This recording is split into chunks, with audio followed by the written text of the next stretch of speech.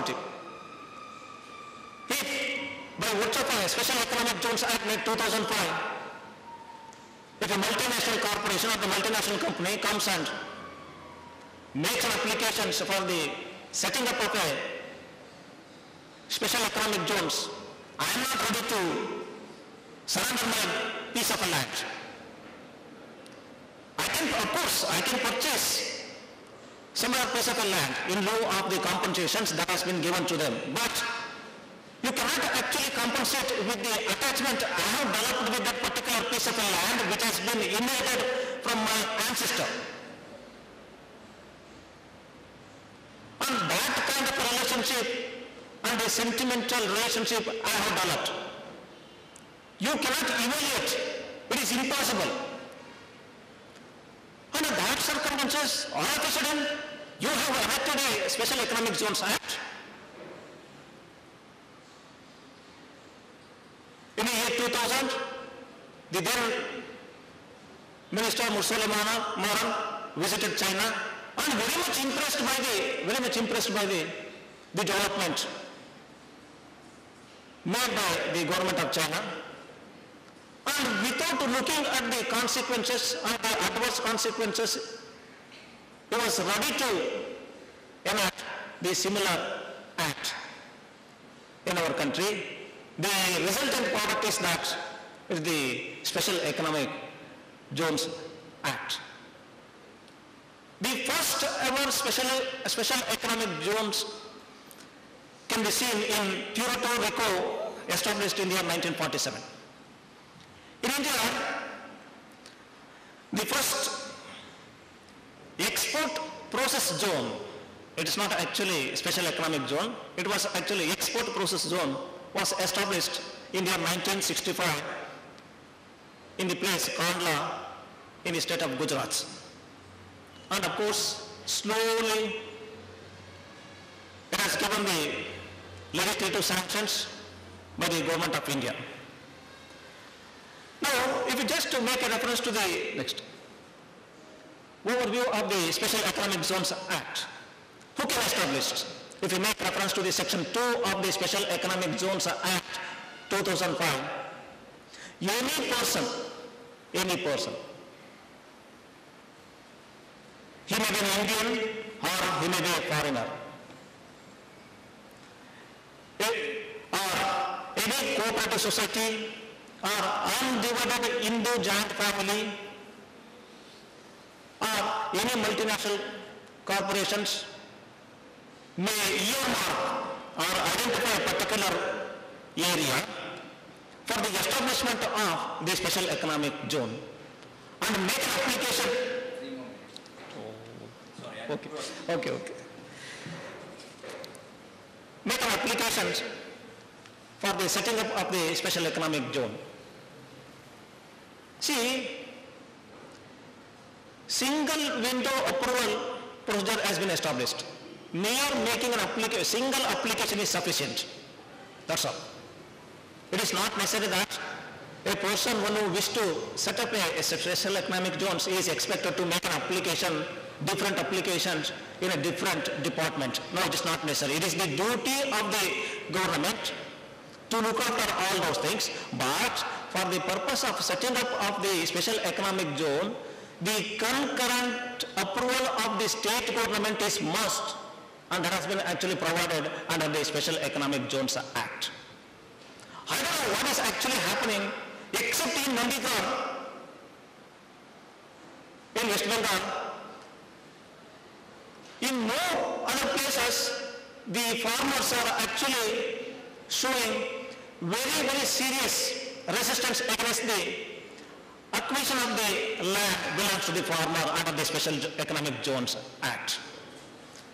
I mean to say that whether the farmers have directly or indirectly accepted the Special Economic Zones Act 2005 or not, I am under dilemma, strictly speaking. Because if you make reference to the various privileges that has been actually given to them, a Special Economic Zones established under this particular act, they are exempted from the income tax, sales tax, any custom duties, they can also import their goods from their own country, and that importation is also not subject to any scrutiny. Please make note of it. So I am being a foreigner, set up a special economic zone. I can import any kind of goods from any country, and that good itself is not subject to scrutiny. And you can also, it is said that it is impossible to impose any conditions, and the special economic zones should be treated as foreign territory. That is one of the important tragic provision that has been inserted. I don't know whether the people who are working in special economic zone should also be treated as foreigner or not, whether the laws of India is applicable to all such persons or not. It was very clearly made it very clear that maximum privileges and the exemptions have been given to the people or the multinational companies which have been given permission to set up special economic zones. Whereas such kind of, you can just imagine that except the multinational corporations, no other person can establish these special economic zones, because it is not in a business of 1 crore or a 2 crore. It's in a business of 1,000 crores. If you want to set up special economic zones, it is possible only by the multinational corporations. Okay, sir. Thank you very much for the presentation. I request to excuse me for being very cruel, because the paper is very interesting. In fact, if I were to sit down, I don't want this to be stopped at all. Since I got a job in hand, so that I should just give equal opportunity. I do not want to violate from the basic human rights. Now I request, I reserve my comments on this particular special economic zone paper presented by Professor Ramesh, because I don't want to take time. Now I request Sri Suresh Babu, retired DIG, Bangalore, to talk on human rights and role of police. See, let's understand one thing. Invariably, there is a common feeling among us that police are the biggest human right violators. Might be one or two incidents, that is not going to just ban all the police like that. And let's remember one more thing. Police is also a human being. He also has gotten certain rights. Various aspects in similar fashion. Suresh Babu is going to just present his paper. I welcome him now. Thank you very much.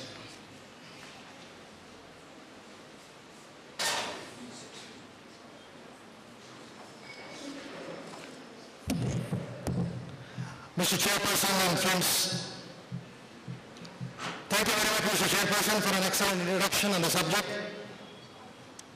We have been hearing since yesterday about the various rights of the various categories of people.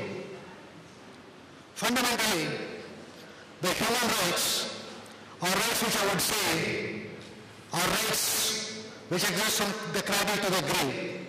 Or, to be so more precise, I would say that it is a right which exists even before a person is born. Or I would predict that it is a right which exists from the womb to the tomb. That is the importance of this important aspect which we are here to discuss for the past 2 days. We have discussed the human rights of various categories of people. Now, one of the agency which has the interaction with all these categories of people whom we have discussed, whom they come in interaction with, is the police. Whether you say it is an evil force, whether you say it is an inhuman force, whether you say it is a force occupied by immoral beings, the fact remains that the police exist in society. It has lived It has lived, it had lived, and it will continue to live to regulate certain of our own conducts. Now, such being the responsibility thrust on this organization, which incidentally is a department of the police, it gets highlighted because of various issues. One of the most conspicuous being its recognition by the uniform. Now, the National Crime Records Bureau brings out every year a publication called Crime in India, which is the authentic publication of the situation which occurs all over the country. And the latest copy which has been released is the Crime in India 2005 with statistics up to 31/12/2005. Now, quoting from that, it is said that 61,650 complaints were reported in the country against the police personnel. Of these, which most of them included human rights violations, but specifically there were 34 cases which included illegal detentions, fake encounters, extortion and torture.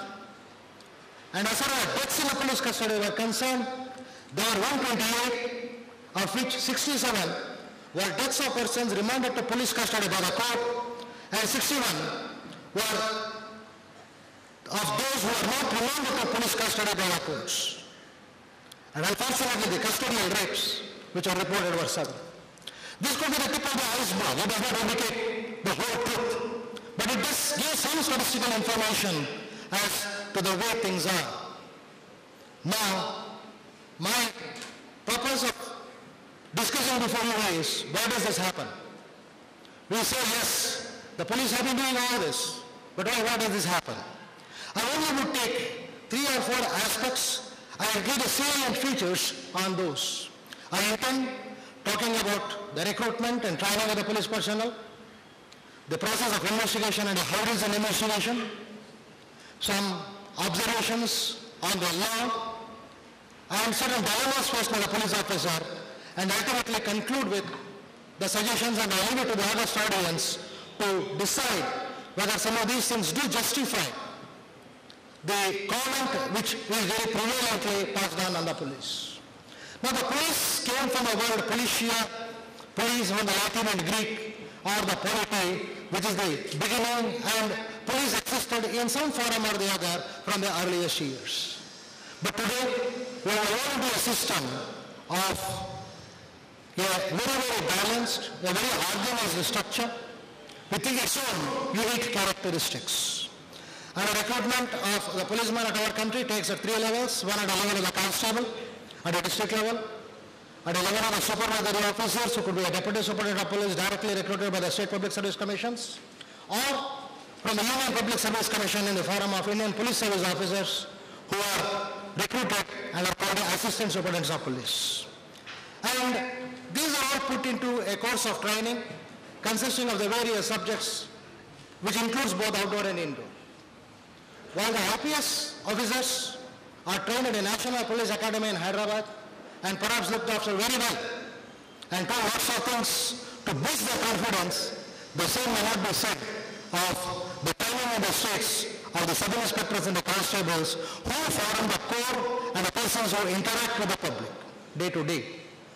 And unfortunately, the first human rights violation on these persons started the training institution itself, which is a very sad commentary. There could be cases of extortion, harassment, and whatnot, and also very inhuman conditions of living with which he gets entry into the police. And mind you, though the basic qualifications are being a graduate for the officers and a 10th standard or a matriculation for the constable, we have in this country persons who are very, very highly qualified. If any one of you have an occasion to go through the book Police and Political Development in India by Professor Bailey, he says it is in the entire world, it is only the Indian police which consists of highly qualified officers. There have been postgraduates, double graduates in the constabulary level, doctors, engineers, agricultural graduates, MBAs, and you name the field, they are in the police. In spite of all this, why do this sort of an accusation against them occur? The point is, the age of recruitment starts at 18 and above. We also argue whether police is a profession or a service. Let us not go into these arguments.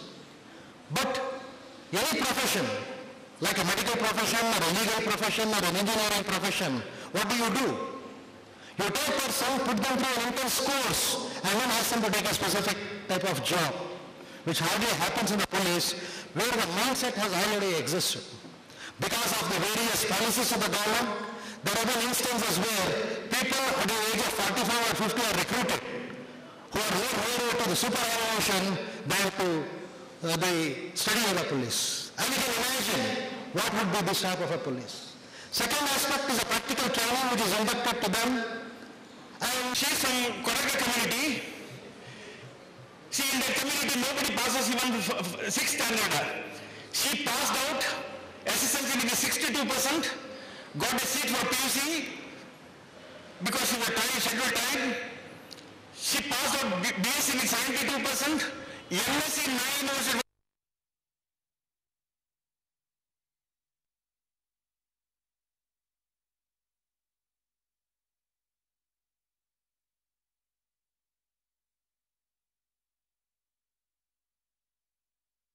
Horse riding, swimming, law, criminal major acts, and a plethora of special and local laws, never telling him as to how a statute is to be interpreted. And after about 18 or 19 subjects which he has to get through to retain his job, he gets into the police station. But unfortunately, nowhere the aspect of being aware of the human rights or the fundamental qualities of human life or being people-friendly is never taught. It is a very, very sad reflection that even after 60 years, we don't have a proper aspect, proper recourse to training of our officers. The persons who are trainers most of the time are persons who are absolutely unfit, who are considered unfit to serve elsewhere. And you can imagine what sort of role models they could be. Well, then the next is he gets into the functioning of a police station. The basic job of a police officer is investigation of offences. The Criminal Procedure Code from 156 onwards gives insurmountable powers to the police for investigation. The general feeling is the police are all almighty. They have all the powers in the world. They are the only force which have been constitutionally and legally given the right to use power. But quite often, the power is abused. Why? Let us go into the aspects of investigation. Any investigation of a cognizable offense is a prerogative of the police officer.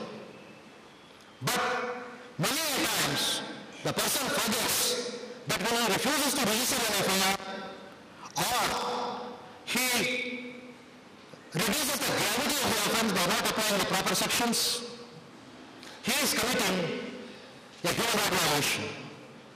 Apart from the investigation, when a person does not treat human beings properly when they enter the police station, he is considering all the aspects, he is doing a violation of human right. Now come to investigation. What happens in investigation? The powers of arrest, search and seizure are the powers which are said to be often misused. Quite often people forget that arrest is a discretionary power. But quite often a person is told by superior officers as to why he is not arrested. Now, most of the abuse is with respect to arrest, search and seizure during the course of investigation. Though the women and the children under the age of 15 years are forbidden from being called to the police station and they have to be examined in the place where they live, this is observed more in its breach than in its practice. Now, why does this happen? Let us see some aspects of law also. I have some other. Okay. Now, some aspects you will see. Let us see the law. The English laws were all very fond of quoting the English Evidence Act, and we still follow the 1872 Indian Evidence Act. On 2526, it makes confession made to a police officer inadmissible. So what does he do? He resorts to extrajudicial confession by going to a matna bookie or an antisocial element, because the law recognizes a confession made to him better than being a confession made to a most civilized person. The second, custody for 24 hours. You expect in case of terrorism and Dakati or in some of these cases, or even the organized crimes, 24 hours of lawful custody. We are fond of English decisions, but an Englishman had 5 days of lawful custody, excluding the bank holidays. So there are 4 bank holidays and 5 days, he can conveniently keep a person for 10 days. Now these limitations sometimes, and where the policemen live, go to a police station, see the dingy feeling, a dingy atmosphere, the quarters in which they live. These are all things which they themselves are living in a very degraded atmosphere, which perhaps is violative of all the rights which a citizen has. We speak of Articles under 14 to 21, all rights which speak of the right to live with dignity, the right to life, the right to health, which are all things which are totally ignored in case of a policeman. And a person like this, he finds that he has no time to look after his own family and children. He does not get water in his house. He does not get a proper housing. And he lives in the slums, travels 40 to 50 kilometers a day in the metropolitan cities, and at the end of the night, returns. So, the policemen are also human beings. They require to be treated much better. And many times, you find that a vacancy position also, according to the crime in India, there were in the districts, including the armed police, 10,46,575 number of policemen as against 11,48,473 and 30,42,858 cognizable offences were investigated during the year. You can imagine the quality of investigation. I'll take one more minute. Take the quality of investigation. Then the strength of policemen per 100 square kilometer is 42.4. And the strength of the police personnel per population amounting to 1,000 is at 1.2. And if it is exponentiated to 1 lakh population, it would come to about 122 per lakh during 2005. You can imagine the stress and strain on the persons. But that does not give any scope for police to violate the human rights. Perhaps, I may not be out of place to tell you that on an average, more than one person lays down his life in the discharge of his duties. Between 2006 and 2007, the number of deaths in a policeman exceeded 700. And the number of policemen who died on duty is expected to exceed the number of persons killed in the Second World War. What is it? We are caring for them. Whenever there is a vacancy, instead of filling up, each successive government says, I have given sanction to fill up 1,000 posts, as if it is a very big thing. Finally, where did this policeman come from? It comes from a society. A policeman is always a reflection of the society in which he lives. We have reached a stage, because of globalization or something else, I do not know, where a student can take out a revolver and shoot at his own classmate. And these are the type of people who are going to join the force. So I would really conclude by telling a police officer, if he has to be human like family, he has to be first a good human being. This good human being, if he has to be humane, the society has to care more for human beings. Till then, perhaps it is too much to expect that somebody all of a sudden develops all the human qualities. I always said, and I firmly believe, that it is only a gentleman who can become a good policeman, and it is for the society to give us more and more gentlemen. Thank you, gentlemen.